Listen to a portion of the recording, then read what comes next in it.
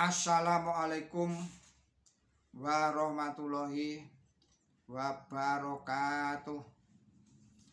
Kita lanjutkan lagi kajian kita kini berjudul Kurban Penegak Ruhul Jihad Umat, diuraikan oleh Dr. Andes Budi Basuki. Saudara-saudara, para pemirsa channel Kreweng Aji yang berbahagia, Assalamualaikum warahmatullahi wabarakatuh. Bismillahirrahmanirrahim. Tiada Tuhan yang pantas disembah melainkan Allah, dan hanya baginya segala puja dan puji ditujukan. Saudara-saudara, para pemirsa channel Kreweng Aji yang berbahagia, marilah kita bersama-sama memanjatkan puji syukur kehadirat Allah Subhanahu wa Ta'ala atas segala kenikmatan dan karunia-Nya, agar Allah selalu menambahkan karunia dan rahmat-Nya kepada kita sebagaimana janjinya dalam Quran. Bismillahirrahmanirrahim. Sesungguhnya jika kamu bersyukur, niscaya aku berikan kepada kamu lebih banyak lagi, dan jika kamu kafir atau kufur, maka sesungguhnya siksaanku adalah dahsyat.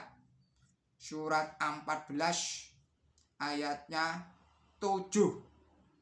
Sudah sepantasnya kita selalu bersyukur kepada Allah Ta'ala, karena Allah Ta'ala yang maha pengasih, yang maha pemurah, yang maha penyayang.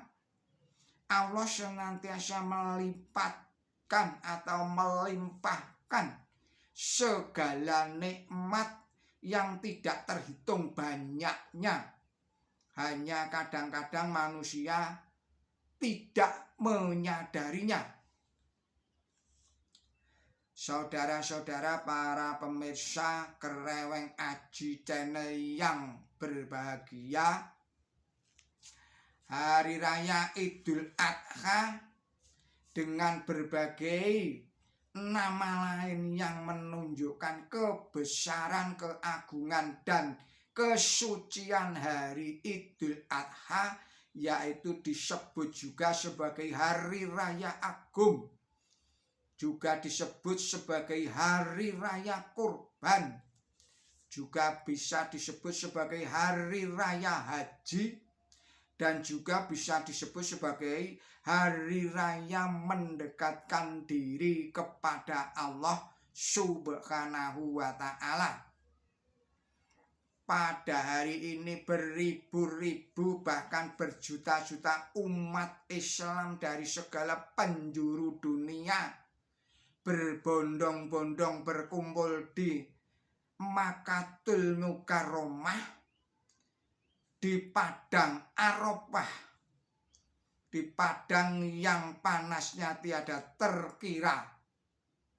Mereka berkumpul untuk memenuhi panggilan Allah Ta'ala untuk menunaikan ibadah haji. Mereka menuju ke Mina untuk melemparkan jumroh, melempar setan sebagai simbol penghalauan iblis dan setan dari arena kehidupan umat beriman. Di tempat melaksanakan ibadah haji itulah dulu sekitar 4.500 tahun yang lalu terjadilah suatu peristiwa penting, peristiwa yang memerlukan ujian keimanan dan ketakwaan Nabi Ibrahim dan putranya Ismail sebagai korban kepada Allah Ta'ala. Hal ini betul-betul merupakan ujian yang sangat berat bagi keimanan dan ketakwaan Nabi Ibrahim alaihissalam dan puteranya Ismail. Karena Ismail putra satu-satunya yang dicintai dan diperintahkan untuk dikorbankan, disembelih. Pengorbanan Ibrahim alaihissalam ini diuraikan di dalam surat Asy-Syaffat, surat 37 ayat 101 sampai dengan ayat 110.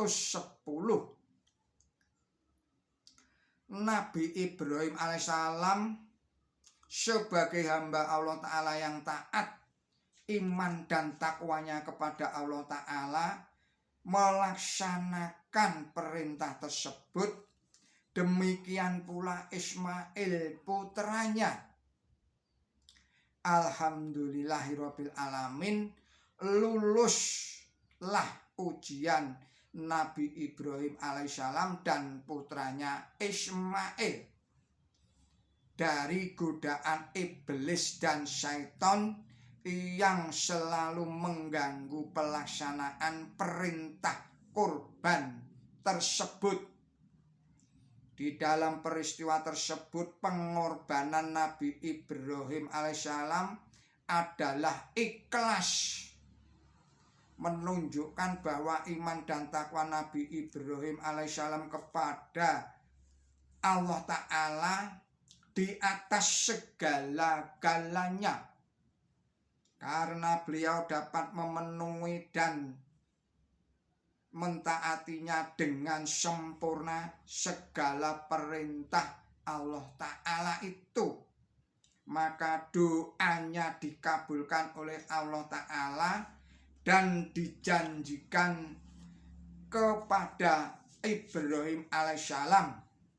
Yang pertama, bahwa anak cucu Nabi Ibrahim alaihissalam akan diberkahi dengan kepemimpinan yang berupa kenabian.